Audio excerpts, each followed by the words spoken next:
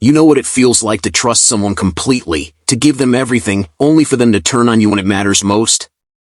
Imagine putting years into a relationship, a friendship, a partnership, only for one lie to take everything away. That's what happened to me. I'm Jason, 32 years old, a project manager at a tech startup in Austin, Texas. Every morning, I wake up at 5:30 a.m., the smell of freshly brewed coffee filling the air as I prepare for another grind. My routine is simple: grab my laptop, check emails, and get to work. But lately, something felt off, something about Emma, my colleague and friend of 5 years. We'd gone through a lot together, but the tension between us had grown. Little did I know, the biggest betrayal of my life was just around the corner. Emma wasn't just a coworker, she was someone I had always been there for. When her mom got sick, I stayed late to help her finish projects. When she was struggling with her relationship, I listened, offered advice, and even picked up the slack at work to ease her stress. I sacrificed a lot, put in extra hours, and trusted her implicitly. She was the one person I thought I could rely on in this cold, competitive environment, but everything changed when the company's internal conflicts flared up. The stakes grew higher, and Emma started changing. She became distant, colder. When the opportunity to climb the ladder arose, she began to act as if I was invisible. The final straw came when I found out she was spreading lies about me, claims that I was sabotaging the company from within. But it wasn't just hearsay, it was happening in court, where her lies could destroy everything I worked for. It all came crashing down during a legal proceeding. Emma testified against me, claiming that I had been leaking company secrets, in front of a judge, in front of the people who mattered. She said, Jason was always secretive, he was always on the edge, he was unstable, a threat to the company. I couldn't believe what I was hearing. This wasn't just a misunderstanding, this was deliberate. Every word she said was a knife in my back. I wanted to stand up, to shout, to confront her right there.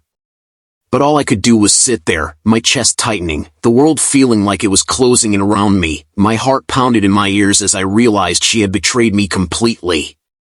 Instead of confronting her in that moment, I did something I never expected. I stayed calm. I took a deep breath and gathered all the evidence I could. I had one thing she didn't expect, one thing she never thought I'd find. It was a text message from her, a text that would unravel everything. She had sent it to another colleague, admitting she'd fabricated everything to make me look bad and advance her own career. The message was clear. It was the smoking gun. I knew I had to be careful, to play this right. If I made a move too early, it would be easy for her to cover up. I waited for the perfect moment, one where the truth would come crashing down, and she wouldn't be able to deny it.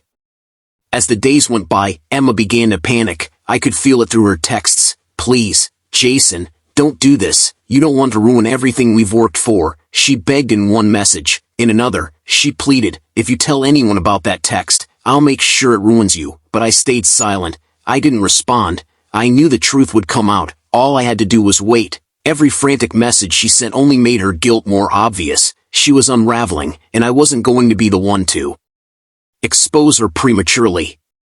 The moment arrived. During the next company-wide meeting, where everyone was gathered for a big announcement, I stood up, I clicked a button, and on the screen, the text message appeared for everyone to read. Emma, I said, my voice steady, you thought you could ruin me with lies, but you didn't count on one thing. The truth always comes to light. The room fell silent. You could hear a pin drop. Emma's face went pale as the message played out for everyone to see. There was no denying it now.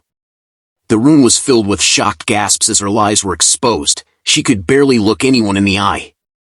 In the weeks that followed, Emma's life began to unravel. She was fired, humiliated, and faced legal consequences for her actions. The company was forced to issue an apology to me. As for me, I gained something far more valuable than a position in the company. I gained my dignity back. I learned that doing the right thing doesn't always mean making a scene or taking revenge. Sometimes, it means quietly standing up for the truth, knowing that it will eventually set you free.